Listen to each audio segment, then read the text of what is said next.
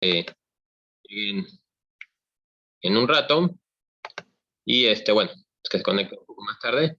Y les comparto mi pantalla.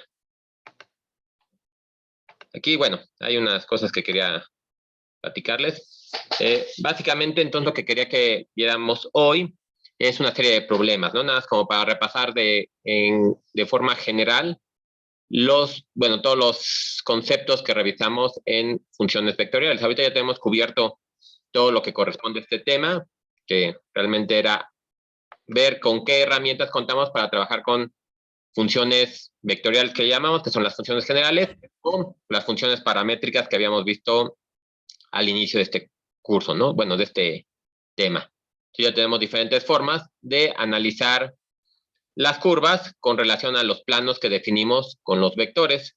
Vectores tangente, normal, binormal. Podemos ver también su curvatura, que ya sabemos que nos está diciendo cómo cambia la tangente. Y podemos ver la torsión, que básicamente también podemos decir que nos va diciendo cómo va torciéndose la curva al ir cambiando su trayectoria, ¿no? Esas herramientas son las que nos van a interesar para poder definir el comportamiento de la curva. Y ya, con relación a esto, nos fuimos un poquito a la interpretación, ¿no? Que sería, más allá de un ente matemático que tenemos definido para estudiar las curvas, ver cómo podemos estudiar diferentes fenómenos físicos en este caso, que es lo sencillo para visualizar, ¿no? Entonces vimos, bueno, un poquito de movimiento en dos dimensiones, que sería el movimiento de un tiro parabólico, el movimiento de una trayectoria circular, cómo podemos definir las velocidades, las aceleraciones, y bueno, el tiro parabólico en coordenadas cartesianas, ¿no? Y ya, lo último que vimos la clase pasada fue cómo podíamos estudiar un movimiento más general en coordenadas generalizadas, ¿no? Vimos un caso muy sencillo, muy particular, el caso de las coordenadas, la referencia en coordenadas polares, cómo nos lo podíamos llevar a coordenadas cilíndricas, y si pudieron revisar un poquito de las notas del libro que les puse en el Classroom, pudieron ver cómo ya podemos hacerlo en forma generalizada, ¿no? Poner cualquier tipo de coordenada, ¿no? Y esto nos evitaba la dependencia del sistema de coordenadas. Pero bien, ya tenemos entonces trayectorias, cómo definirlas, y entonces ahora lo que quería que hiciéramos es revisar un poquito de estos problemas, ¿no? Bien, tengo preparados varios problemas, ahorita rápidamente se los comento. Bueno, son estos problemas. Nada más quería hacer, un comentario. O sea, originalmente tenía empezado que los revisáramos en detalle cada uno de los pasos que tengo aquí ya escrito, pero bueno, ahí nada más, para comentarles que el problema que tengo es que, yo creo que la vez pasada, el viernes pasado que me fui al instituto de perinatología, supongo que me infecté, no sé si de algo más serio. Ahorita tengo dolor de garganta, dolor de cabeza, y no creo que sea capaz de, dar la clase como tal. Entonces lo que quería es que revisaran estas notas ustedes, ¿no? En realidad ya está resuelto el problema, simplemente son problemas como los que resolvimos en clase, pero nada más para terminar de asentar todo lo que vimos y ya como condensarlo, ¿no? Aquí, por ejemplo, el problema 1 que les ponía era revisar las coordenadas paramétricas. Ya hicimos un problema similar, cómo podemos encontrar la ecuación paramétrica de esta trayectoria, que consiste en la intersección de estas dos curvas, la curva A definida por z igual a x cuadrado y el cilindro, ¿no? Esa, si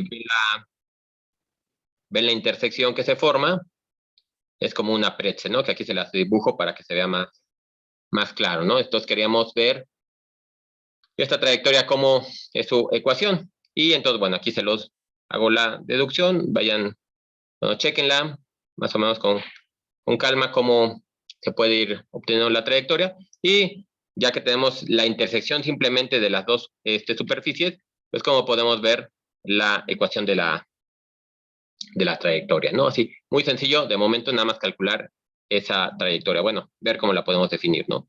Ya el segundo problema es un poquito más aplicado con lo que ya habíamos visto, ¿no? Por ejemplo, aquí tengo otra intersección, tengo un cilindro vertical definido en x más y, x cuadrado más y cuadrado igual a 25, o sea, de radio 5, y tengo un cilindro horizontal de radio raíz de 20, ¿no? O sea, un poquito más chiquito, ¿no? Entonces, les pido que encuentren la recta tangente en la intersección en este punto, ¿no? El punto aquí se los pongo para que quede más claro. Y entonces que encuentren la recta tangente a ese punto, ¿no? Y entonces, pues, como siempre, primero encontramos la trayectoria de la intersección, similar al problema anterior, y luego que ya encuentren la ecuación de la tangente, ¿no? Para lo cual, obviamente, hay que sacar la derivada que nos va a dar la dirección. Ya sabemos que esto de las ecuaciones paramétricas, que podemos definir las direcciones, las diferentes direcciones con la derivada. Y aquí, por ejemplo, digo, el único paso interesante o algo que, como para que lo chequen, que vean que no se pueden simplificar. Por ejemplo, llegamos a estas ecuaciones y que vean que sin tener que calcular cuánto es el 5 veces el coseno de T0 igual a 3, que podríamos tener que despejar el arco coseno de 3/5 de T para obtener el valor de T0, pues lo podemos dejar así, ¿no? Podemos decir que coseno de T0 es igual a 3/5, seno de T0 es 4/5 y directamente lo podemos sustituir aquí. Bueno, y acá, ¿no? En todas. Donde se tenga seno y coseno. No se tiene que encontrar siempre la función inversa, ¿no? Trigonométrica. Aquí simplemente ya tenemos el valor del coseno y el seno y pues ya lo podemos aplicar simplemente a esta ecuación que tenemos aquí. Y ya sabemos que eso nos va a definir un vector que me define la trayectoria. Ya conocemos la dirección, bueno, más bien que define la dirección, no la trayectoria. Conocemos la dirección, conocemos por qué punto pasa y ya simplemente podemos utilizar la ecuación vectorial de la recta para encontrar la ecuación, ¿no? Entonces aquí eso ya no lo hice, estaba interesante, se me pasó. Pero intenten, sirve que repasan un poquito los programas estos de graficación. Grafiquen los dos cilindros y grafiquen esta recta y vean que tiene que pasar por este punto y ser tangente, ¿no? Ustedes que en el programa de graficación que pueden girarlo, pueden manipular la imagen, pueden verificar que sí sea tangente, ¿no? Para nada más como corroborar que todo lo que estamos definiendo en realidad sí nos está definiendo una recta tangente, ¿no? Entonces, bueno, con eso terminamos un poquito el repaso de las trayectorias o de ecuaciones paramétricas de trayectorias y luego nos vamos al siguiente tema que después vimos, cómo se definía la longitud de arco. Como vieron, es muy importante esta función de longitud de arco porque la utilizamos para parametrizar muchas cosas, ¿no? Y además, como algunas definiciones que tenemos ahí, el ds en dt, ya ven que lo ocupamos en varias definiciones, por ejemplo, cuando hacíamos la definición formal de tangente, de normal, y bueno, creo que nada más de momento, ¿no? De curvatura creo que también. Pero bueno, por eso es muy importante, entonces aquí quería repasar un poquito, ¿no? Por ejemplo, tengo esta ecuación que se ve claramente de la ecuación que tenemos aquí, que es una recta, ¿verdad? No tiene ningún elemento al cuadrado ni nada por el estilo, entonces es una recta. Aquí la gráfico, bueno, más o menos espero que se entienda que es una gráfica que va subiendo, ¿no? Bueno, es una recta, ¿no? Y bueno, ahorita les explico esto que puse aquí de tarea. Pues igual, ¿no? Nada más sacar quién es R', la norma de R', definimos el DS, que es como les decía, es de los conceptos más importantes de esta parte que definimos. Hacemos la definición como tal, llegamos a la definición del parámetro T con respecto a DS, lo sustituimos y entonces ahora tenemos, en lugar de tener esta ecuación que dependía del parámetro T, que es una parametrización cualquiera, tendríamos ahora una parametrización con respecto a la longitud de arco, ¿no? Que ahora sí es independiente del usuario, depende simplemente de la forma de la curva, ¿no? Aquí en este caso es una línea recta, pues nos quedan todos los términos lineales, ¿no? Y entonces, aquí lo que lo que quiero en esta, que le pongo tarea en verde, es que, por ejemplo, aquí tengo la curva ya. Por ejemplo, si yo quisiera encontrar el segmento de recta que ocurre cuando t está entre 0 y 1, pues, por ejemplo, para t igual a 0 tendría el punto 0,1,5, ¿no? 0,1,5, ¿no? Y para t igual a 1 tendría el 2, menos 2, 9, ¿verdad? 2, menos 2 menos 9. Entonces, ese segmento de recta es el que quisiera que ahora vean qué valor tiene que tomar ese para que tenga el mismo segmento, ¿no? Es lo que también me va a interesar cuando haga reparametrizaciones, ¿no? Si yo tengo un cachito de recta o un arco o lo que sea, que yo sepa exactamente ahora de dónde a dónde va a ir este valor, ¿no? Nada más para quedarme con ese pedacito, ¿no? Pero independientemente de esto, pues ya tenemos la función longitud de arco, que es la que nos interesaba, ¿no? Y podemos hacer muchas cosas con ella. Por ejemplo, luego definir, y digo, esta es una recta, no hay mucho que le podamos sacar jugo, como ver si tiene curvatura, si tiene vector normal, nada de eso va a tener sentido aquí, pero ya saben que el vector S sí nos puede ayudar en muchas otras situaciones. Digo, la función S. Bueno, ese es el tercer problema a resolver. Luego aquí, cuarto problema, bueno, ya es de lo que sí estuvimos viendo un poquito más adelante, que es definir ahorita, por ejemplo, para empezar, el vector tangente y el vector normal y la curvatura de esta función. Esta función, si la graficamos, si se fijan, va a ser una hélice, pero ahora va a ser horizontal. Habíamos trabajado vertical, ahora va a ser horizontal. Vamos a ver si todo lo que definimos anteriormente también puede aplicar para una hélice horizontal, ¿no? Esperaríamos que sí, no hay ningún cambio, simplemente es una como rotación que hicimos, ¿no? Entonces, no debería haber problema. Y calculamos todo tal cual, ¿no? Calculamos la primera derivada, la magnitud de la primera derivada, calculamos el vector tangente, hacemos lo mismo para la normal, sacamos la derivada del vector tangente, su magnitud, calculamos la normal y esto nos da, ¿no? Entonces tenemos este vector, nada más chequenlo con calma, ahorita nada más se los pongo ahí para que vayan viendo, bueno, vayan recordando algunas cosas, ¿no? Ya saben que necesitamos que todos tengan una magnitud de 1, ¿no? Queremos vectores normalizados. Entonces tenemos el vector tangente, tenemos el vector normal, este sí se ve muy claramente que tiene magnitud de 1, y luego calculamos aquí de entrada la curvatura, ¿no? Con respecto a esta definición. Entonces, como ya teníamos la magnitud, pues directamente la aplicamos y me queda una curvatura de 3 décimos, lo cual tiene sentido, ¿verdad? Ya habíamos dicho que la curvatura nos estaba diciendo, bueno, por ejemplo, el vector tangente que tan rápido cambiaba en este sentido, ¿no? Y como no está cambiando más allá, bueno, como más bien cambia siempre en la misma magnitud, pues es que nos da constante, ¿verdad? Es una hélice, no está aumentando ni disminuyendo. Tuviéramos una hélice cónica, en algunos otros problemas luego se me había, bueno, había puesto esta hélice cónica, ahora no lo puse, se me pasó, pero sería interesante que vean, por ejemplo, por un lado, cómo se define una hélice cónica, por otro lado, que vean la curvatura de esta hélice, ¿no? Que es exactamente, aquí ya ven que esta es una hélice cilíndrica, que es como si sobre un cilindro envolviéramos un alambre, ¿no? Ahora imagínense un cono en donde vamos enrollando el alambre. Y ahí vamos viendo que obviamente la curvatura va disminuyendo, ¿no? Entonces tendríamos ahí nada más, váyanse imaginando cómo podría verse la curvatura para este tipo de hélice. Entonces, bueno, esta es la curvatura. Y luego, ya que tenemos los primeros vectores, pues podemos calcular el vector binormal y la torsión, que habíamos visto que también nos servía para ver cómo estaba cambiando el vector binormal. Tengo estos dos vectores. Acuérdense, luego se me olvida ponerle la rayita de vector.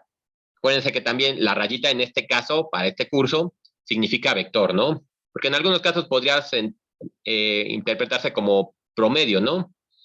Aquí, bueno, no tiene mucho sentido. En algunos casos en física, por ejemplo, para no tener ese caso, luego se pone vector de esta forma, ¿no? Con la línea abajo, para que así yo sé que si hay un vector promedio de velocidad, por ejemplo, yo lo podría poner así, ¿no? Digo, nada más es notación.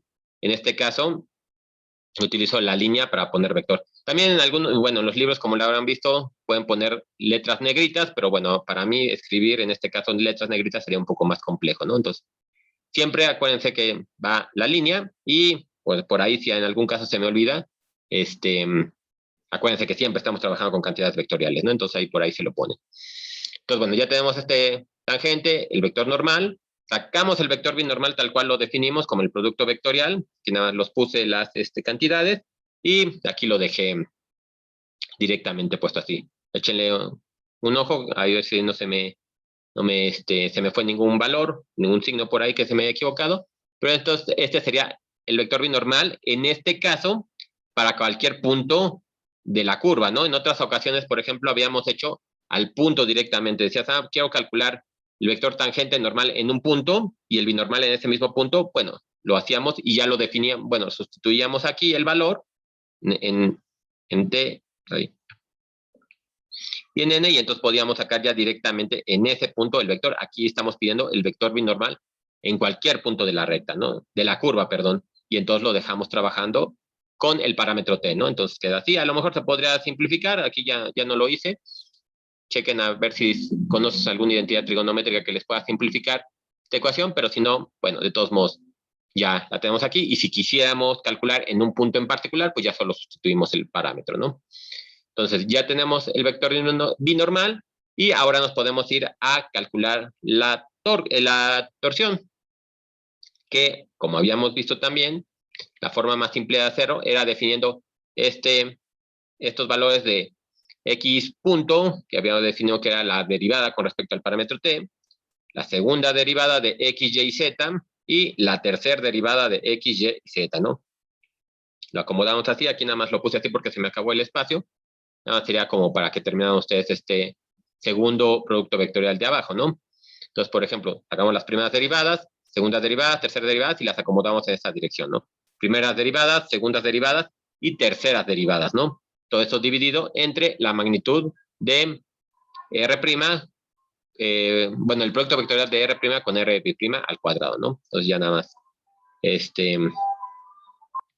bueno, aquí que pusieran la magnitud, bueno, creo que el otro problema también que habíamos definido con Torca, se los dejé para terminar, pero bueno, es que aquí se me fue el tiempo. Inténtenlo hacer, si hay alguien como que tenga dudas de la magnitud que obtiene o del número, del valor que obtiene, lo podemos checar, ¿no? Eso nada más acuérdense que es igual, como sería un determinante cualquiera, ¿no? Obviamente me va a quedar, por la definición del triple producto, me tiene que quedar un escalar, ¿verdad? Yo aquí le pongo la doble rayita porque, bueno, en realidad sí lo estaba denotando, pero obviamente me tiene que dar un escalar forzosamente de eso, ¿verdad? Y abajo sí sacamos la magnitud del vector del producto vectorial. Y bueno, ahí ya tendríamos esas partes que vimos sobre los diferentes vectores que me ayudan a estudiar, bueno, diferentes vectores y magnitudes que me ayudan a estudiar el comportamiento de la curva. Aquí, bueno, antes de sacar el numerito, piensen cómo tendría que ser, o imagínense más o menos cómo tendría que ser el valor, considerando obviamente otra vez que estamos tomando una hélice, en este caso es horizontal, pero que tiene este tipo, acá arriba, acá, que tiene este incremento, ¿no? En este caso, por ejemplo, esto me da el comportamiento oscilatorio, y este es el que me está diciendo cómo va comportándose en esta dirección, ¿no? Entonces, chequen que ese es como un valor constante, bueno, es el TEM, y más o menos imagínense cómo tendría que ser, ¿no? Entonces, para que se vayan dando una idea antes de sacar el numerito, ¿no? Siempre es interesante también resolver los problemas primero, o saber hacia qué tenemos que obtener siempre los problemas. Eso nos ayuda siempre más o menos tener una idea de lo que tenemos que obtener para saber por dónde vamos, si tiene sentido la respuesta a la que llegamos, ¿no? Y luego ya podemos justificar las diferentes formas, ¿no? O sea, de los lados. Primero por la intuición de la experiencia que ya tenemos y luego numéricamente si tiene sentido lo que sacamos, o al revés, tiene sentido lo que habíamos pensado antes, y bueno, eso nos puede ayudar mucho a visualizar estos problemas. Ya para terminar, este problema 5 y 6, básicamente era revisar lo que vimos la última clase, ¿no? Que era ya una pequeña aplicación de estos elementos que estudiamos, ¿no? Entonces, aquí les pido que encuentren los componentes de aceleración de una partícula que se mueve en esta trayectoria, ¿no? Aquí para hacerlo más claro, más visual, esta trayectoria la grafiqué y me da esta parábola vertical hacia arriba, ¿no? Entonces ya tenemos la parábola, que está desplazada, pero sigue siendo una parábola, y entonces nada más les pido calcular la aceleración, para lo cual, igual, ¿no? Sacamos lo que ya saquemos, la primera derivada, segunda derivada, ya tenemos la definición de aceleración normal, tenemos la definición, de aceleración tangente, la definición de aceleración normal que sabemos que tiene que darnos escalares, porque era el que estaba multiplicando al vector tangente y al vector normal. Entonces, saquen los numeritos ahí con calma, aquí, bueno, ya lo hice rápido, pero bueno, hagan directamente, aquí más o menos se ve que tiene sentido que obtenga este valor de aquí en el numerador, igual el valor del denominador, pero de todos modos háganlo con calma, ¿no? Aquí están los cálculos hechos.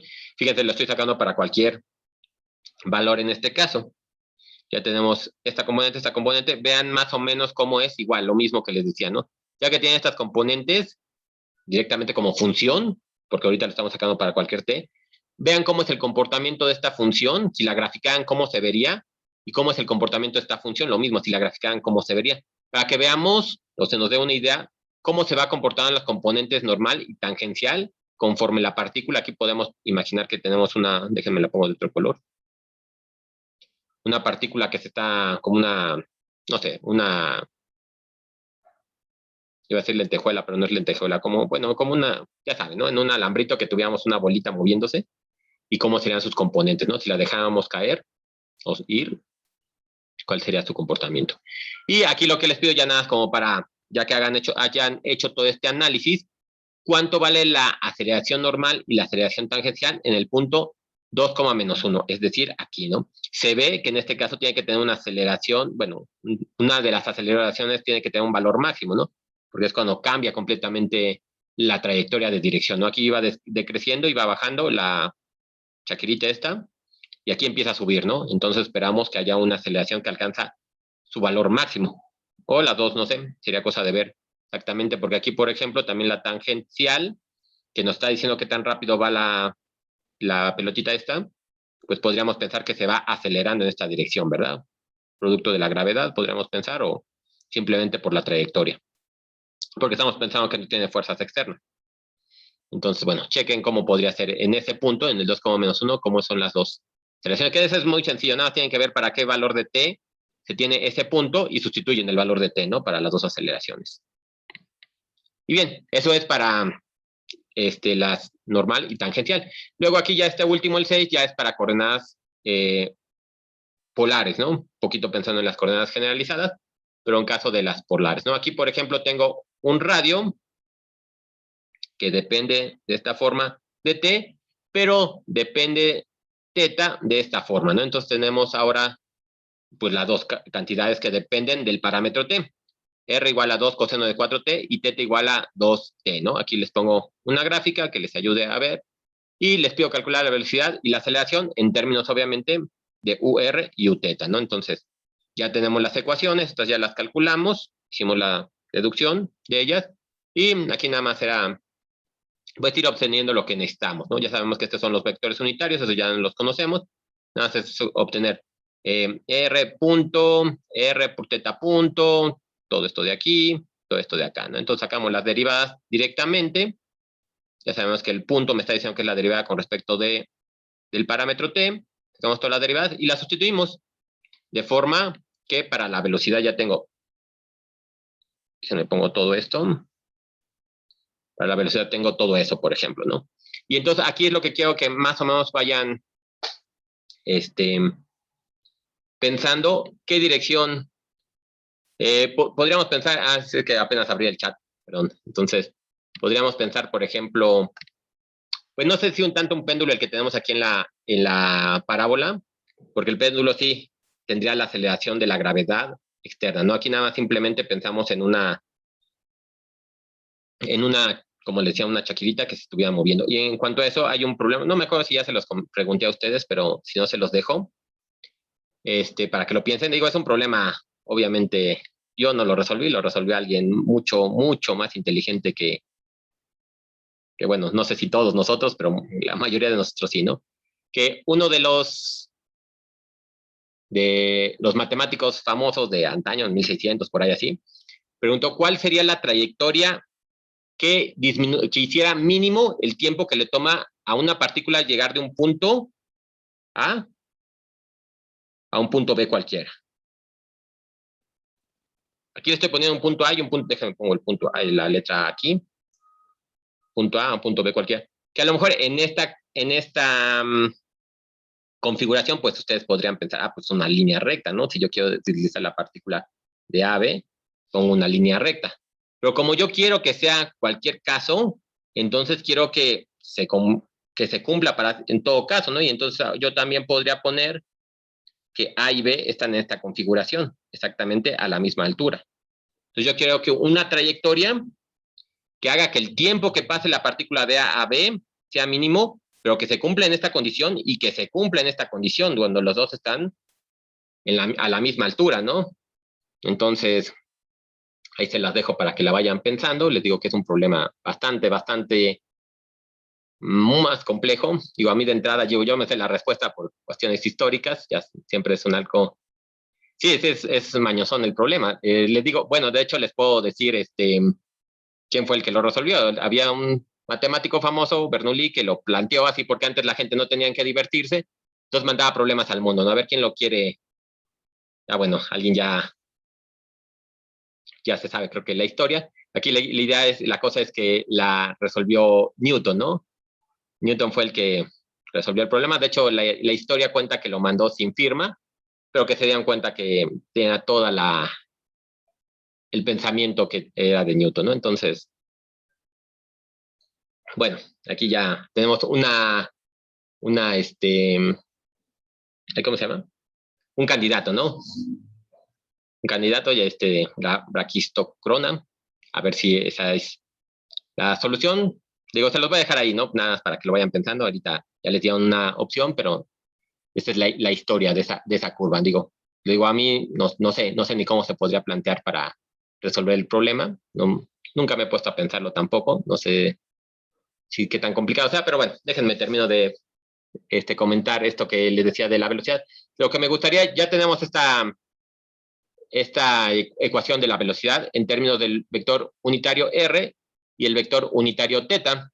Entonces, lo que aquí quiero que hagan más bien es pensar cómo está comportando ese vector, cómo es la componente en términos de r, del vector UR, y cómo es la componente en términos del vector UT. Acuérdense que ya habíamos dicho que las dos vectores unitarios son siempre perpendiculares, ¿no? Eso es lo que habíamos definido, esto sí seguro.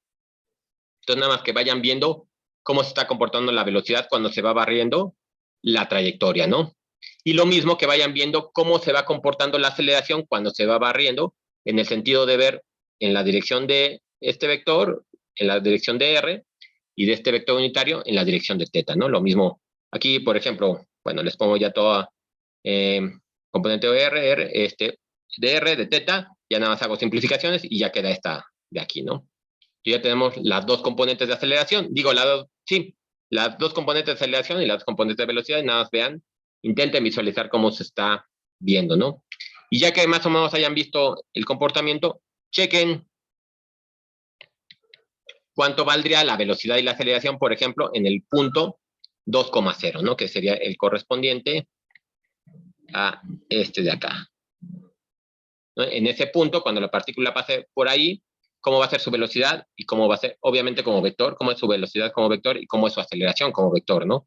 Y pues vean si las pueden dibujar aquí, ¿no? Digo, nada más para que nos demos, déjenme borro esto porque, bueno, esto no tiene nada que ver con este problema en particular, para que no se confundan, bueno, si algún compañero de ustedes quiere después revisar las notas.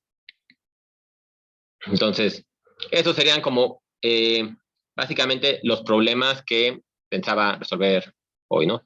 Les digo, tenía pensado que lo hiciéramos con calma hoy, pero traigo el dolor de cabeza que no lo aguanto y igual la garganta me está matando, ¿no? Entonces, les pido que, bueno, con calma todo esto que ahorita se los medio platiqué muy a grandes rasgos, lo revisen, chequen, vean si tienen alguna duda y el viernes yo espero que ya vaya de salida.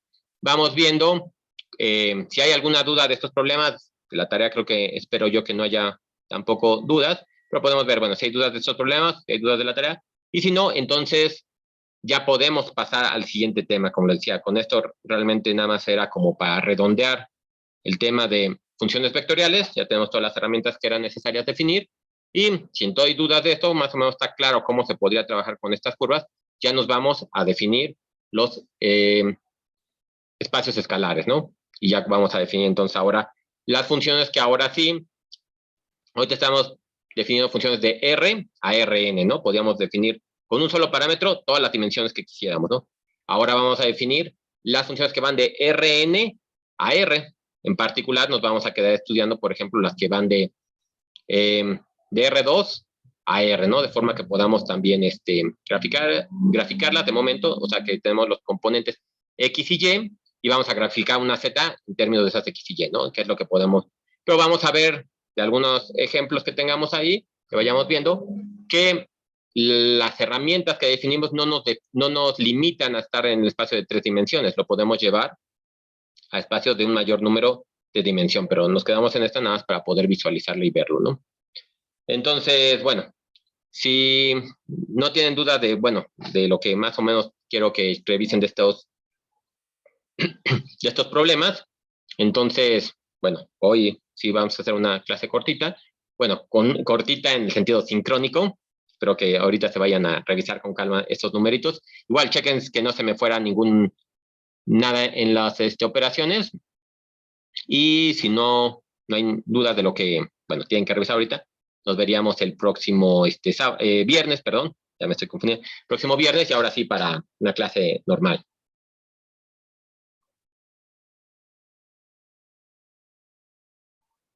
Gracias. Sí, yo espero que sea gripa, pero ahorita como está la situación, una simple gripa, porque en realidad no he llegado a más, nada más tengo el dolor de cabeza y dolor de garganta. Pero no me siento mal, tengo oxímetro, la oximetría no me ha bajado, entonces, pero pues, tengo el dolor de garganta.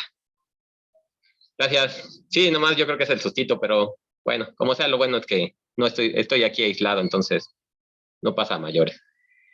Vale, pues, muchas gracias a todos, nos vemos el viernes. Ah, bueno, dejo de compartir y dejo de grabar también.